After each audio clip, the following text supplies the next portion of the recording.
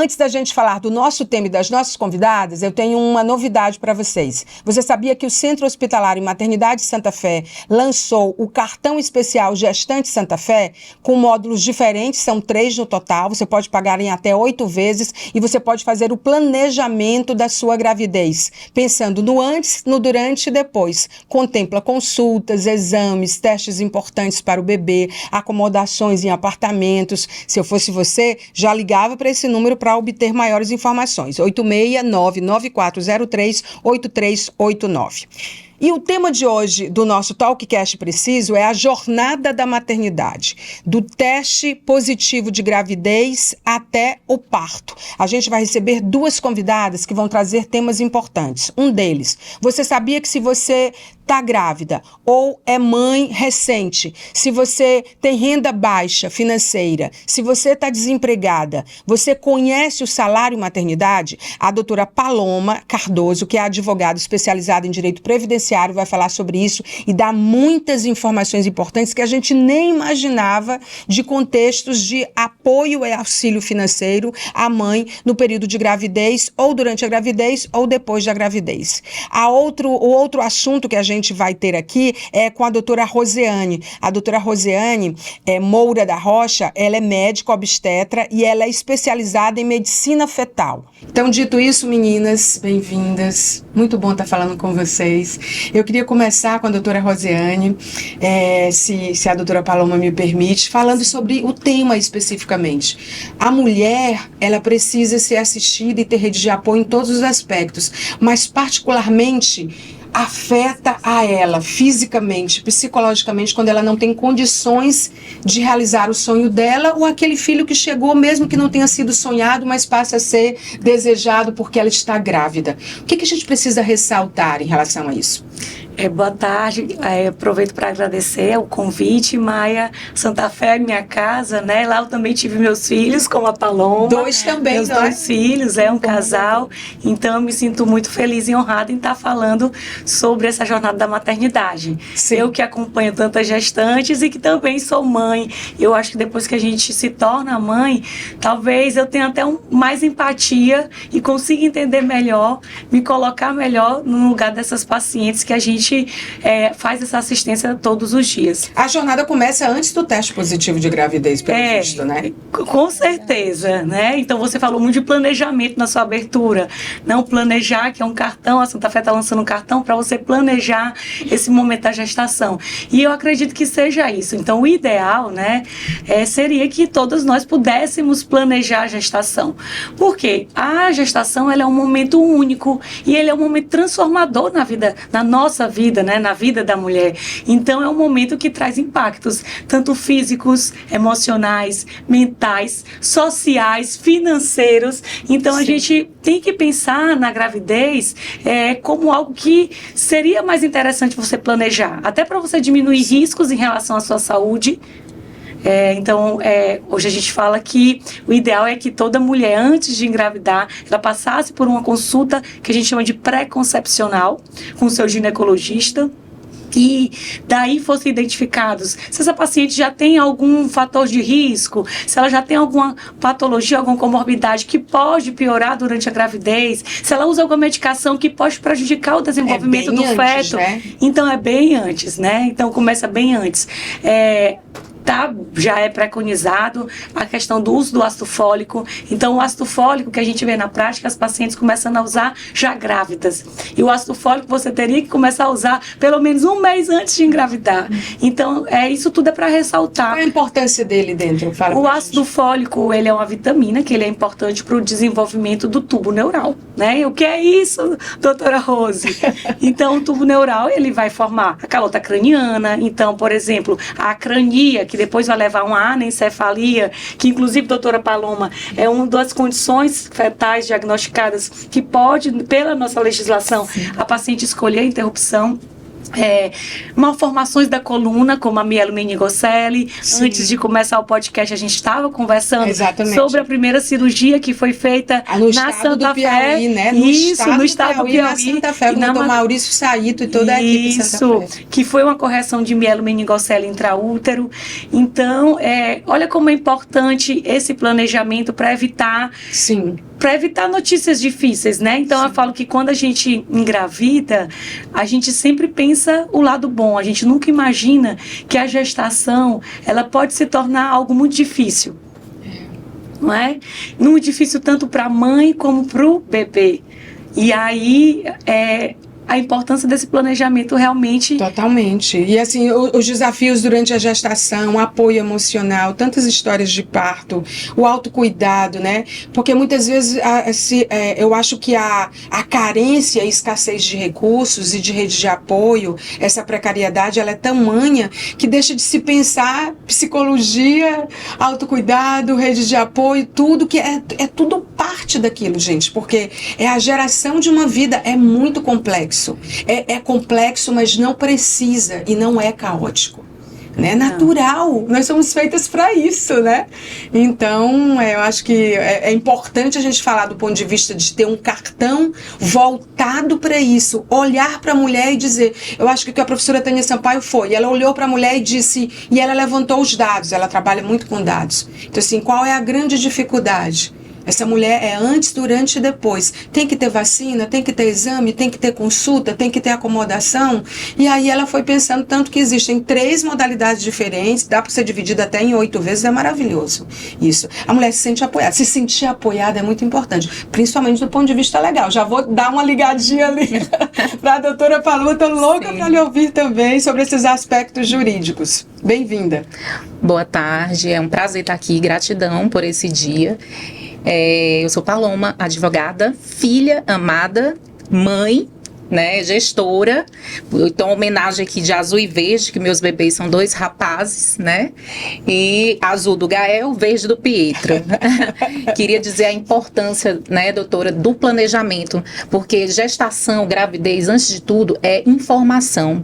Ora, hoje a gente tem acesso à informação, internet, hoje inteligência artificial, a médicos de excelência, né, bem preparados, conhecimento jurídico, mas a gente é necessário que a gente entenda que o planejamento gestacional, que é o que a doutora, né, falou, é muito importante no âmbito da saúde, mas também a gente não pode esquecer e nem negligenciar do planejamento financeiro, né? E aí que está o direito previdenciário.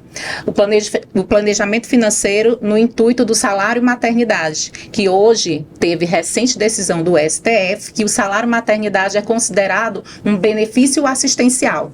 Há pouco a doutora Rose falou da questão da microcefalia, né? Hoje já existe benefícios assistenciais para crianças que já são diagnosticadas durante a gestação, né? Já tem a existência desse direito e a garantia desse direito. Ele funciona na prática? Você falou da microcefalia. Sim. E eu me lembrei de uma matéria que eu vi agora, essa semana recente, de crianças que nasceram com hidrocefalia, lembra? Que a gente teve um momento, né? Com microcefalia. Com microcefalia e que são crianças que não estão recebendo o devido apoio que estava previsto em lei, e as mães estão em dificuldade. E aí que está o nosso papel, né? O INSS costuma negar, né? E nós ingressamos com ação judicial e judicialmente, entendimento consolidado, é possível sim conseguir como benefício assistencial, tá?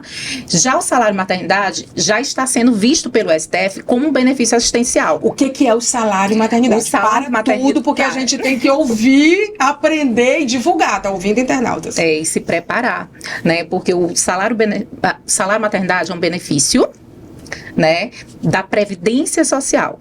Esse salário pode ser de até o teto do INSS, de até o valor de R$8.000. Vai depender da forma que eu contribuo para o INSS, para a Previdência Social, para a autarquia federal. Se eu contribuir em cima do valor do mínimo, eu vou receber o salário mínimo. Agora, se a minha contribuição é em cima do teto, é um valor de 4 salários do valor que eu contribuí. né? São para mães autônomas que não se programaram financeiramente? Esse benefício ele serve para todos os tipos de segurada. É aquela segurada empregada ou aquela que contribui como contribuinte individual para o INSS. Significa dizer que é um planejamento estratégico financeiro, né, que vai te ajudar no momento da evolução do teu bebê. E aí já vai poder aí arcar com as vacinas especiais, por exemplo, né? E aí como é que funciona? Hoje, o STF decidiu que basta uma única contribuição antes do parto. O fato gerador do salário maternidade era a gestação. Para o INSS é a gestação. Precisaria antes ter 10 contribuições antes da gravidez. Agora, o entendimento do STF mudou. Basta ter uma contribuição antes do parto. Mas detalhe... Uma contribuição única. O milagre da contribuição única. Esse é o verdadeiro milagre da contribuição única. Sim. E a gente tem que aproveitar a onda do momento. Por quê? Porque é um entendimento jurisprudencial, é um entendimento, ainda não é lei. A lei 8.213... Tem um prazo e uma regra, né? Tem um prazo e uma regra. Então, a gente tem que aproveitar, já soube, deu teste, deu positivo. O teste está positivo? Certo, vou me planejar, porque direito ao salário maternidade você tem. E o que ela tem que fazer depois desse teste? Qual é o passo a passo? Fiz o teste, deu positivo. Antes do entendimento, eu precisaria ter contribuição antes da gravidez. Hoje não, basta ter uma única contribuição antes do parto. Tá? E ainda tem uma brecha. Eu posso ter uma contribuição após o parto também, desde que limitado a 15 dias depois do mês subsequente ao parto. Digamos que essa criança nasça no mês de abril, né? Então, eu posso dar entrada no salário maternidade desde que eu emita uma guia do INSS e pague até o dia 15 de maio de 2025. Ou seja, até o 15º dia antes do parto. No mês subsequente ao parto, perdão. Entendi. Então, é uma super novidade, por quê? Porque a mulher ela pode se programar, podendo receber até quase R$6.000, né? Que é o valor de Pouca gente sabe disso. Eu não sabia do salário maternidade, imagina dessa mudança. Então tá tendo... Como você disse, tem que aproveitar. Tem um perfil exatamente, assim, qualquer mulher pode fazer essa contribuição. Autônomos, seguradas desempregadas, empregada doméstica, qualquer pessoa que desenvolva qualquer atividade, o segurado facultativo, até estagiário. Tem casos no escritório, por exemplo, de um estagiário que estava trabalhando e aí engravidou. Vai ter direito sim ao salário maternidade. Por quê? Porque procurou assistência jurídica. Tem algum erro que é comum que as pessoas cometem ao tentar garantir esse direito, doutora? Sim, o maior erro é tentar sem uma orientação jurídica, né? Porque o INSS vai negar e aceitar como resposta definitiva, sendo que é possível essa ideia e esse entendimento apenas no âmbito judicial, né? Para o INSS, ele sempre vai negar. Ele vai alegar que você tem que ter a contribuição antes da gravidez. Sim. E não após o parto. E isso é entendimento consolidado, o INSS já está fazendo acordo em processos judiciais. Administrativamente, o INSS sempre vai negar. Então, você que é mãe, né, que tá grávida pela segunda vez e aí perdeu a chance de dar entrada lá no salário maternidade do primeiro filho, que a gente fica, né? Ai, meu Deus, não me preparei. Ai, meu Deus, não me organizei. Mas depende do tempo em que ela teve esse filho, né? Um filho recente. A prescrição do salário maternidade é o prazo de 5 anos, né? A gente pode dar entrada após o nascimento, a contar da data do nascimento, ou são 3 fatos geradores do salário maternidade, que é um benefício do INSS, tá? Sim. Que agora, para o STF, ele é visto como um benefício assistencial. Por isso que ele é isento de carência. Sim. Ou seja, basta o milagre da contribuição única. São 3 fatos geradores. É o nascimento do bebê, o aborto. Muitas mulheres não sabem que tem direito ao salário maternidade, no caso de aborto também. E a adoção.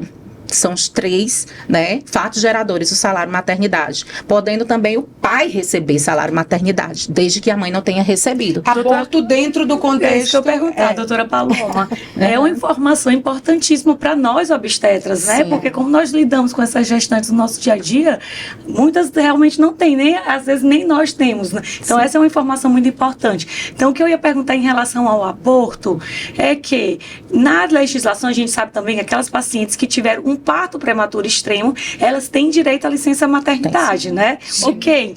Mas o aborto é aquela situação em que a paciente tem uma perda antes de 20, 22 semanas, ou com um bebê que pesa menos de 500 gramas. Então, mesmo no aborto, O que vai essa diferir... paciente ela vai ter direito a O receber... aborto previsto em lei, né? Exatamente, o aborto previsto em lei. Por quê? Para a gente dar entrada no salário maternidade para essa mãezinha que teve esse episódio do aborto, é necessário a gente ter um atestado médico.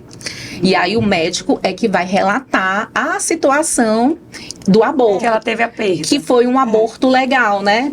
Por conta de É um atestado problema de saúde. óbito, né, da criança, né? Informando essa situação. Sim. Porque para a gente dar entrada nesse benefício do salário maternidade é necessário ter essa comprovação médica. Porque o aborto não pode ser criminoso. Tem que ser um aborto legal, né? E natural, né? Um aborto espontâneo. A gente está falando do ponto de vista da lei, né, da legislação. Não, e Até o porque é previsto. E aquele aborto que Dentro do acontece salário. porque a gestação não evoluiu. Exatamente. É isso que a gente tá falando. Agora, o que a gente tem que observar, doutora Rose, é que o salário maternidade vai ser proporcional a 2 semanas em caso de aborto. O salário maternidade para o bebê e para o caso de adoção é de 4 meses. Tá? Mas em caso de aborto é o valor proporcional a 2 semanas. Tudo tem a ver com o tempo de contribuição e com o valor que aquela pessoa contribui. Mesmo que seja uma contribuição única, que foi o que mudou, que é a novidade agora. Sim, o milagre da contribuição única também. Eu gosto Então, que você chama um milagre. mas Estão é um chamando milagre. assim, né? Porque Você que batizou assim, né? Foi. Porque de fato. Doutora Paloma, então, Porque funciona vai bem acabar essa parecido onda. com o atestado que a gente dá para essas pacientes, né? Então, geralmente, quando a gente dá, por exemplo, uma situação que a paciente tem uma perda, né, um abortamento, então a gente geralmente dá um atestado ali para aquela paciente de 15 dias, em torno de 15 dias. Para gestantes que tiveram o seu parto, a gente dá a licença maternidade de 4 ou 6 meses, dependendo. Então, ele funciona mais ou menos por esse período de tempo que a gente já tem o costume de dar o atestado, só que ela vai receber aquela paciente. Isso a gente dá para aquelas pacientes que têm um trabalho, né, já pela legislação elas têm direito a isso. Mas agora, nas pacientes que não têm, atualmente estão desempregadas, mas que São tiveram algum tipo de autônomas. contribuição, ou que nem tenha contribuição isso é nenhuma. importantíssimo. É mesmo sem nenhuma. Sem nenhuma contribuição, porque o STF está considerando esse benefício como assistencial Sim. e não Aí um muda benefício previdenciário. É como Muda tudo. BPC, né? BPC Loas, que é muito falado, né? O que acontece? Soube que estou grávida, faz um planejamento financeiro. Faz um planejamento financeiro que pode te ajudar, né? Principalmente com o seu bebê. Muitas mulheres perdem oportunidades, porque o INSS é a Seguridade Social. Imagina só, se eu tenho uma gravidez de risco, doutora Rosa, a minha foi de risco, né? O Gael e o Pedro, eu tive a diabetes gestacional, a pré-eclâmpsia, né? E tive também, a minha pressão desregulou bastante dessa segunda gravidez aqui também, do Pietro. Tenho direito a um benefício por incapacidade, que é um auxílio doença, né? Direito a estar ali resguardada para não ir para o trabalho e cuidando da minha saúde e da saúde do bebê, por exemplo.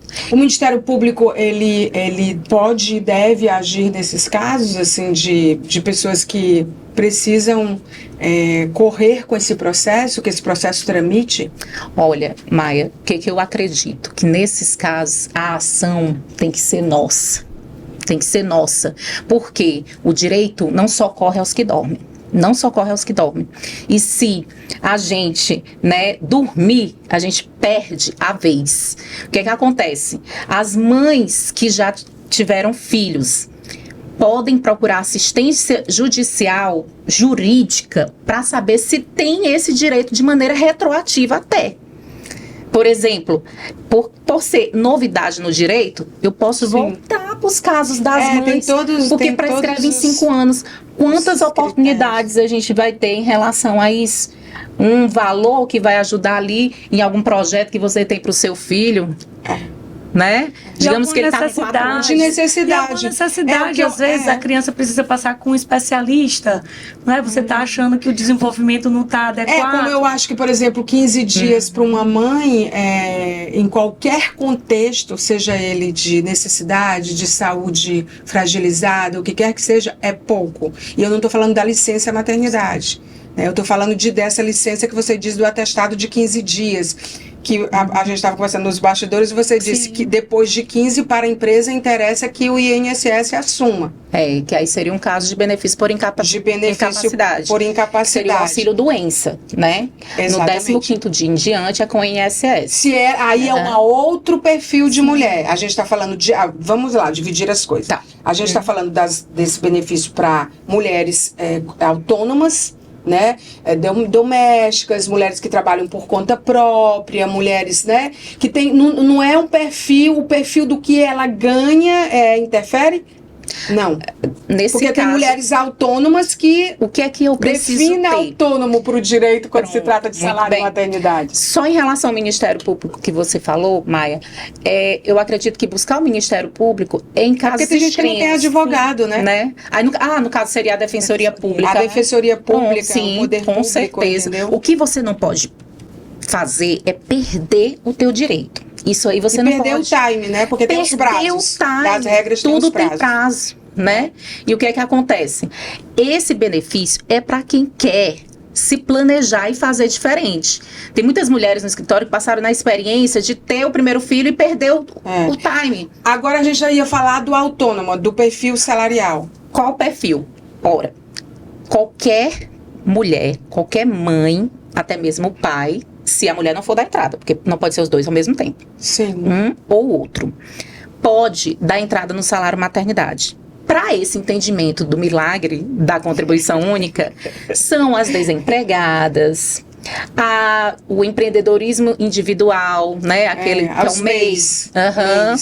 E microempreendedor individual. O microempreendedor individual tem direito também dessa forma.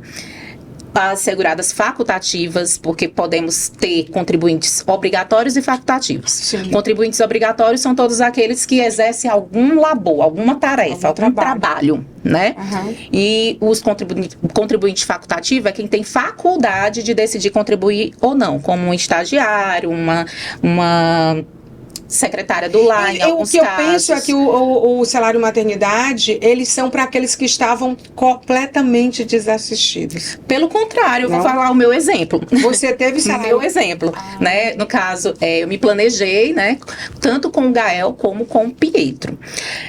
Lá no escritório nós somos CNPJ, Sociedade Unipessoal, fiz minha contribuição sobre o teto, né? E agora do Pietro eu recebi 24 mil. De salário maternidade. Já tá guardadinho para o aniversário dele de um ano. Então, mesmo você sendo um autônomo, por isso que eu falei, defina autônomo. Quando você começou a definir, você disse aquelas pessoas que são MEI, são não sei o quê, você se enquadrou em que critério?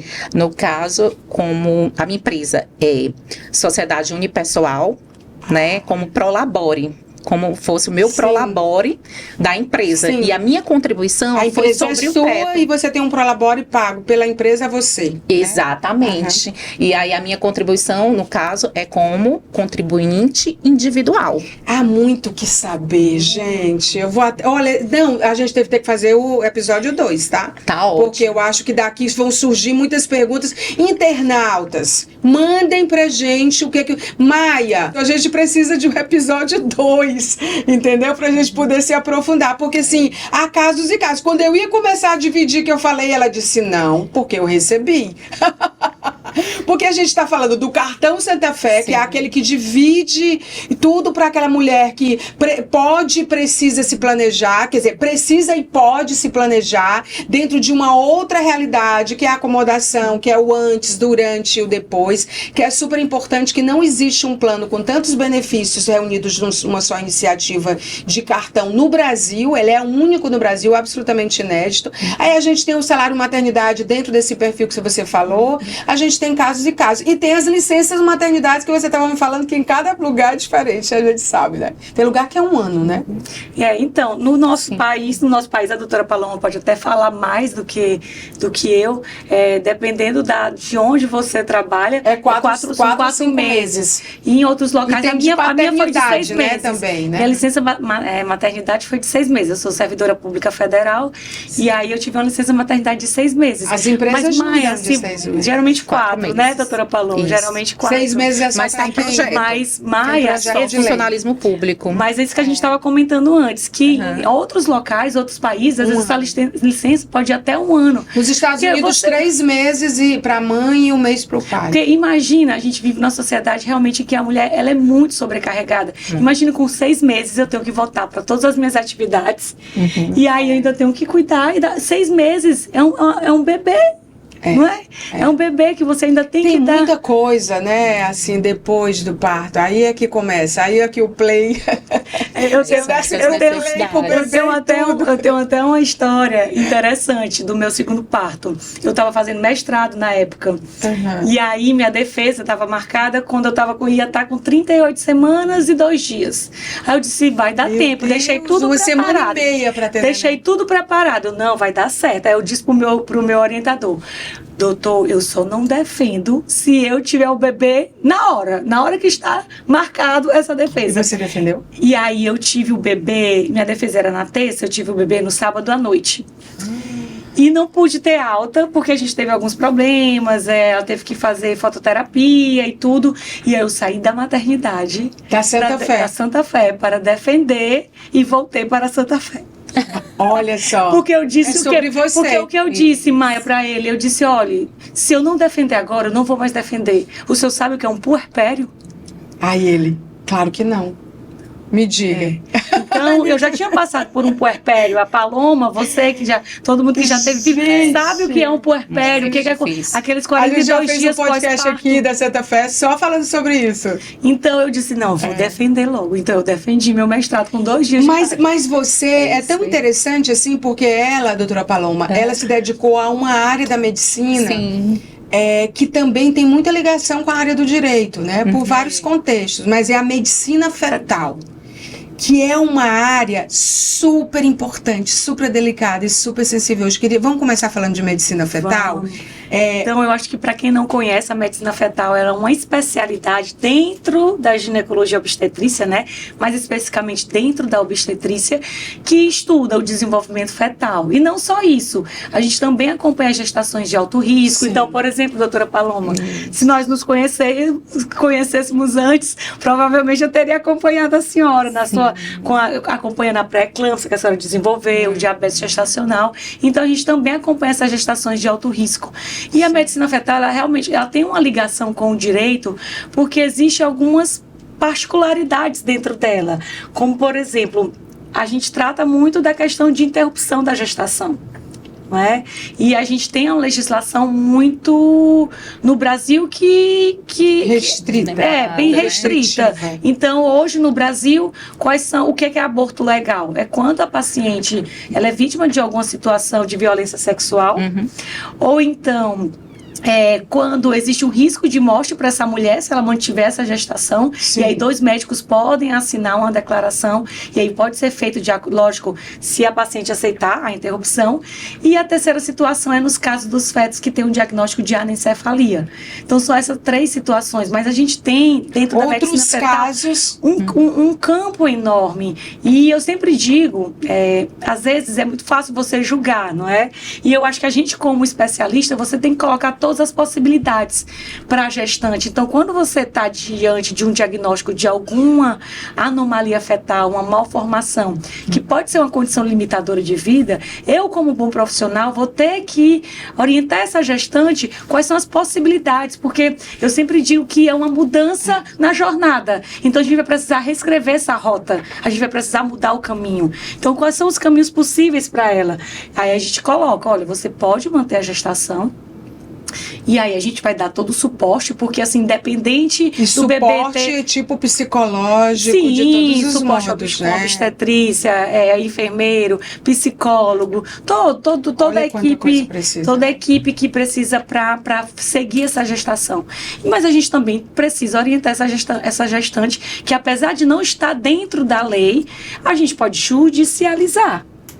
E aí, essa paciente, a gente faz. Quando vocês veem que é um caso em que ela pode chegar ao final da gestação, mas a criança não vai sobreviver. Que é aquilo que a gente não está previsto em lei porque não obedece àqueles critérios, os 3 que você falou. E aí a gente pode judicializar. Né? E aí, às vezes. A maioria quer ou não? A maioria mantém a gestação, Maia. Eu acho que tem vários fatores para isso. Acho que a questão cultural, a gente vive num país que é muito religioso, né? Então, a interrupção da gestação... Eu diria que é um país que a humanidade, ela tem muita fé. E eu acho que Deus não é sobre religião. Há vários livros, né? Foi do tempo em que a ciência estava separada da fé. Então há muito mistério em torno disso, mas há muitos casos dos milagres, né? Sim, é aquilo que eu estava até falando antes. E a fé, ela é uma aliada da ciência hoje. Ela já é reconhecida como aliada da ciência hoje, né? Agora, é claro que há casos e há casos. A gente não está falando aqui sobre todas as coisas. A gente tá falando eu falei sobre né? Isso, daquelas condições que eu tenho o diagnóstico de certeza e eu sei a certeza do prognóstico. Mas mesmo assim as mulheres não querem. A minha cunhada, ela levou a gravidez dela até o final, mesmo sabendo que a criança, o bebê, era totalmente deformado. Ela disse, eu acredito em Deus, eu quero levar até o final. E quando ela teve o neném, que ela teve direito a uns 9 meses de ter a licença maternidade, como a doutora disse e você disse, assim que acabou a licença maternidade, ela foi demitida. Porque a empresa julgou que se ela não tinha um bebê, ela não tinha motivos para gozar da licença maternidade. Então a lei existe, mas existe esse lado cruel, né? Desumano, né? É por isso a importância... E eu não tô falando porque é minha cunhada, não, tá, mas gente? é porque é desumano mesmo. Muito comum. É por isso a importância da informação. A gente tem que entender a diferença de licença maternidade para o salário maternidade. A licença maternidade é aquele benefício que a própria empresa paga para a segurada. Já o salário maternidade é o INSS, né? A Previdência Social. Não, mas a gente tem clareza, né? Sobre isso, que são coisas distintas e conquistas em tempos diferentes. Eu tenho uma pergunta para a doutora Rose. Como é que fica, doutora, a saúde mental dessa mãe, né?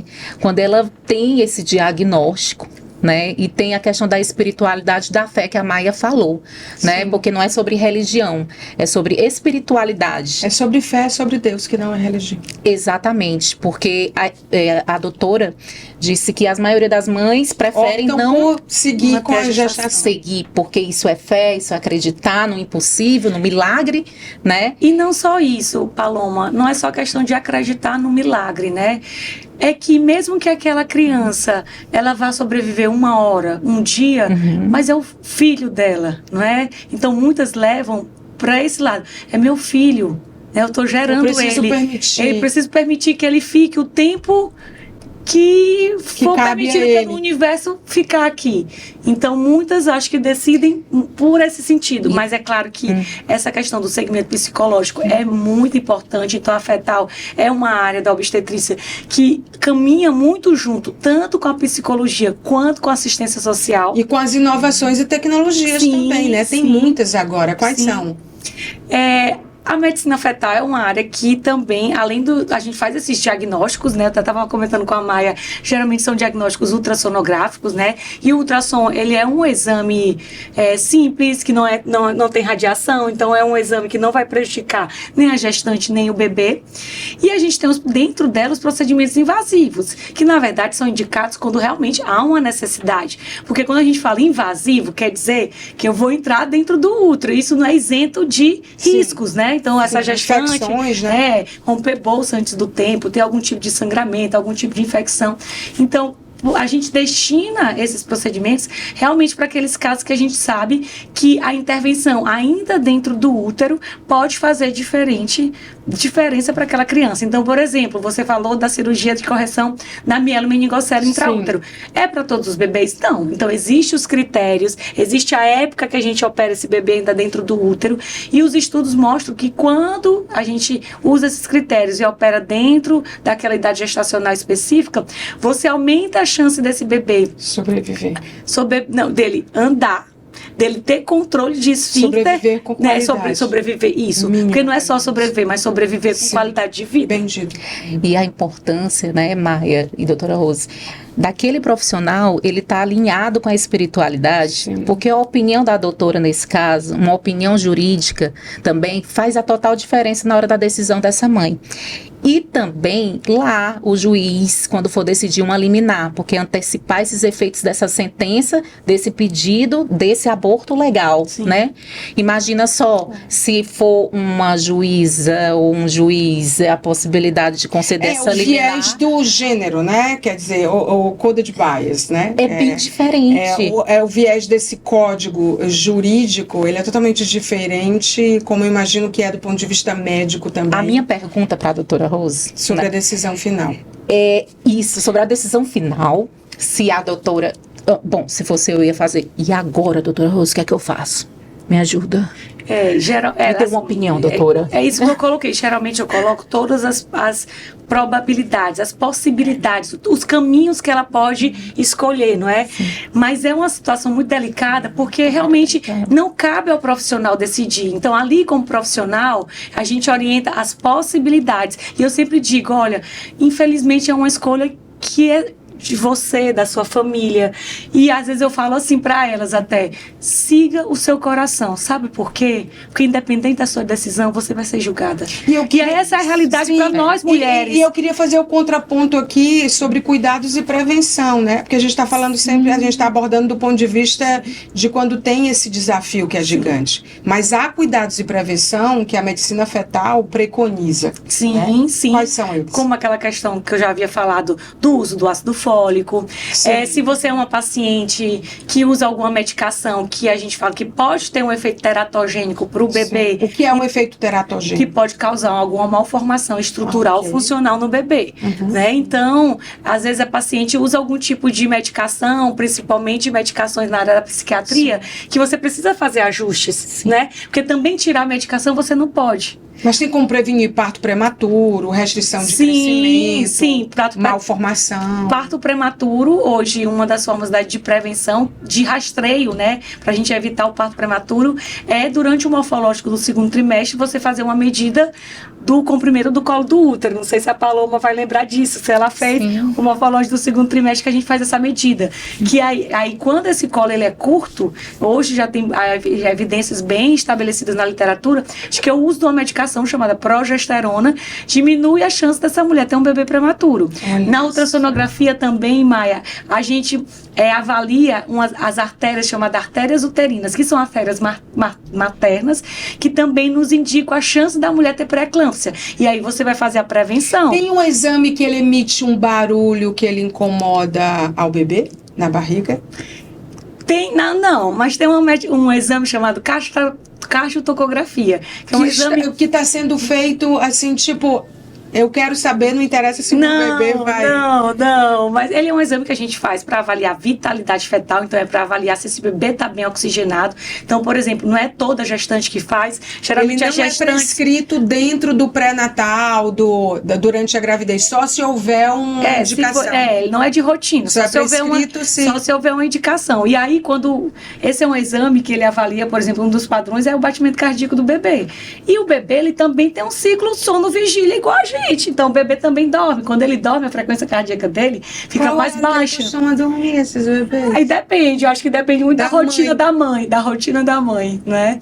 E aí, quando esse bebê tá muito quietinho, e a gente quer saber se ele tá quietinho porque ele tá dormindo, ou ele tá quietinho porque pode sugerir alguma alteração, aí a gente dá uma buzinada nesse bebê. Tem os exames também que podem prever algum tipo de síndromes, né? Sim.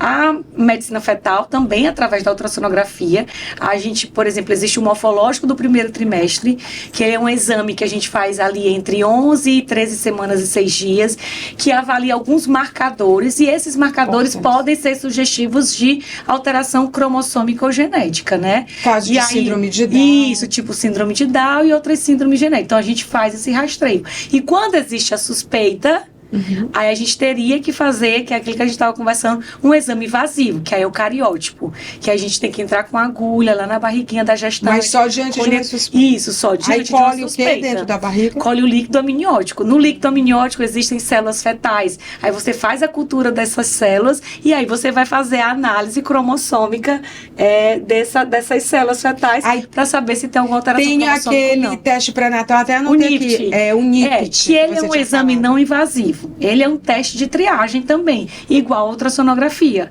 É um exame não invasivo. Então, você pode juntar ele com a ultrassonografia para avaliar o risco dessa gestante ter algum bebê com algum tipo de alteração ou não. É fato dizer que com as tecnologias aliadas, a performance da ciência, né, o crescimento da ciência, a maturidade, as pesquisas, essa colaboração gigante que existe no mundo hoje com a ciência, principalmente no pós-pandemia, porque eu acho que na pandemia os cientistas conversaram mais sobre suas pesquisas, eu acho que houve um nível de collab global muito interessante. É fato dizer que a gente tem mais probabilidade de dar certo dentro da sua área de medicina fetal com esses aliados, que você mencionou alguns, que eu imagino que o checklist é gigante. Eu acredito que sim, Maia, porque entra aquela questão de planejamento. Então, eu planejo a gestação, eu identifico aquelas pacientes que têm algum tipo de risco nas situações que há prevenção. Por exemplo, pré-eclâmpsia, como a Paloma falou que teve. Então, a pré-eclâmpsia é a principal causa de morte materna no nosso país. E aí a gente consegue fazer o rastreio tanto pela história clínica como pela avaliação dessas artérias uterinas. E aí você fala, você tem um alto risco, você vai precisar usar esse cálcio para prevenir a pré-eclâmpsia. Eu estou ouvindo falar e estou pensando na camada de exclusão, porque vamos combinar. A gente vai chutar aí 90% das mulheres não fazem esse planejamento. Né? Maia, a gente tem que ter cuidado com o dado, né? Muitas vezes a gente tem uma opinião baseada nos dados que orbitam em torno de nós. A maioria das mulheres tem filhos com mais de 30 ou menos de 30. Todas nós vamos responder com mais de 30, porque as nossas amigas, as nossas familiares, as pessoas da nossa família estão tendo com mais de 30. Sim. Olha para o Brasil. 80% das mulheres têm filhos com menos de 20 anos. Ou muitas adolescentes. Então, isso é preocupante, né? Porque você fala de um nível de consciência e de poder fazer esses exames e de inclusão na área de saúde, que é tipo assim, por isso que tem ainda muito problema, né? Por isso que a gente tem um vale a ser transposto, não? É verdade. Existe, às vezes o pessoal fala assim, gestação não é doença. É algo que me irrita quando eu escuto alguém falar, né? Tipo, gestação não é doença. Você falou no começo que a gestação realmente é algo fisiológico, sim. Mas não é para todo mundo. Não é fisiológico para todo mundo. Tem pacientes que têm... nascemos para isso, defina nascemos para isso, né? Não é fisiológico para todo mundo. Então, por isso que a sociedade é muitas vezes cruel. Então, muitas vezes essa paciente, ela precisa sim ser afastada do trabalho dela, porque ela precisa fazer um repouso maior. Ou então ela ser informada de que ela não pode ter filhos sob risco X, Y, Z. Isso. Hoje, Maia, a gente fala muito de letramento do paciente. Sim. O que é o letramento do paciente? Música para os meus ouvidos. É você como profissional, fornecer informações de qualidade, não é informação, eu entro lá no Google, aí eu vi que tem isso.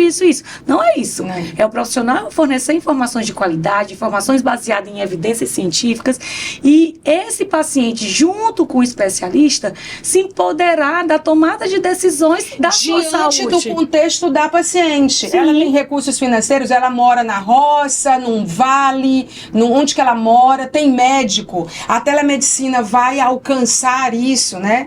Porque assim, a gente olha para o mundo e assim, a situação... Você estava falando que, por exemplo, em alguns países a gente vê menos crianças com algumas síndromes como Down e outras, é porque a quantidade de exames, né? A gente estava falando informalmente, e eu achei interessante, queria que você falasse sobre isso. A quantidade de exames que é feito com essas mães detecta com antecedência de prevenir ou de cuidar? O que você estava falando sobre isso exatamente? Doutora, também dentro dessa pergunta da Maia, eu tenho uma amiga que teve a bebê dela e ela tem síndrome de Down, né? E no exame não foi diagnosticado esses exames, né? Pode acontecer isso? É uma boa pergunta, Paloma. Excelente, na Pois verdade. A pergunta dela é a Por quê? minha dita de outra forma. Por que nos outros lugares se evita? Por que é Pois é. importante? Porque é um exame. Esses exames, a ultrassonografia, o NIPT, são exames de triagem.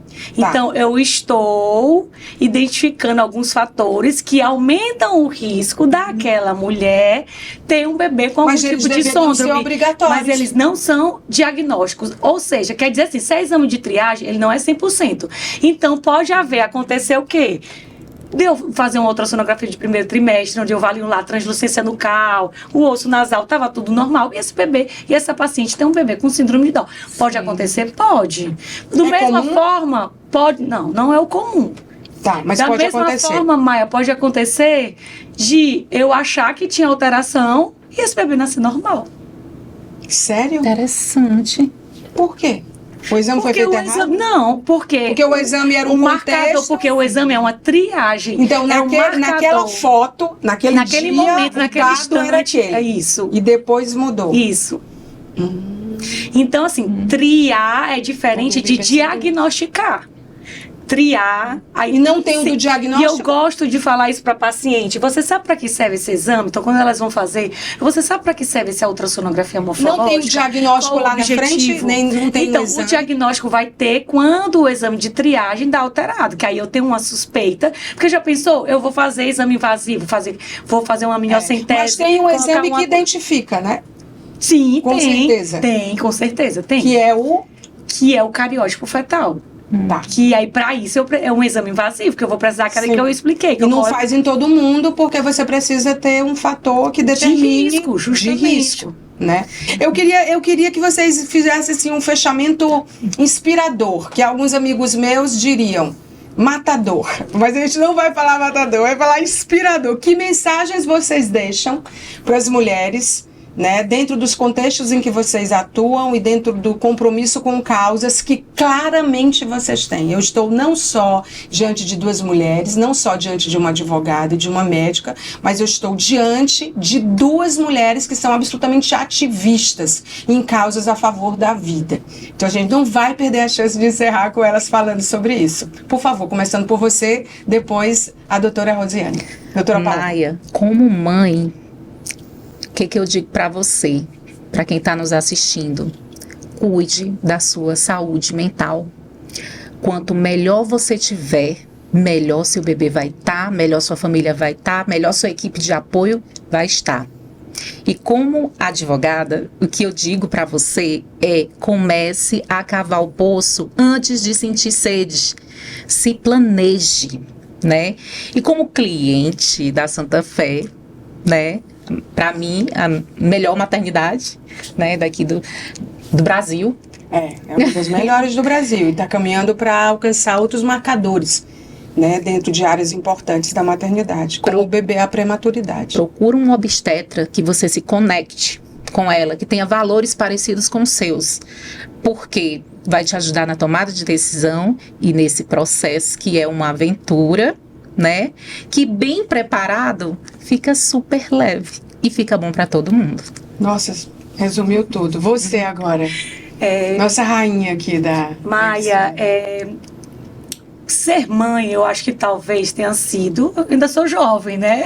Sim. Mas ser mãe, talvez, até o momento, né? E talvez durante minha vida vai ter sido a experiência mais transformadora.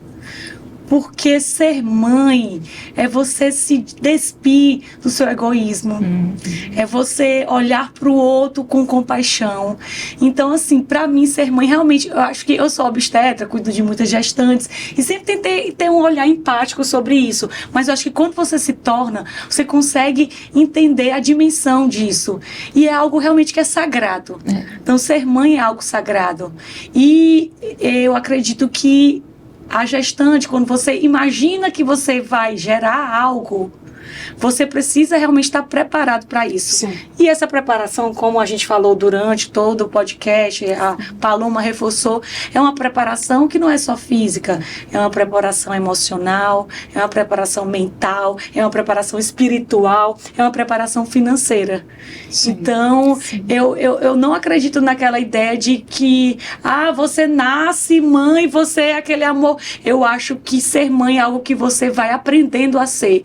E o que você vai criando um vínculo com aquele bebê.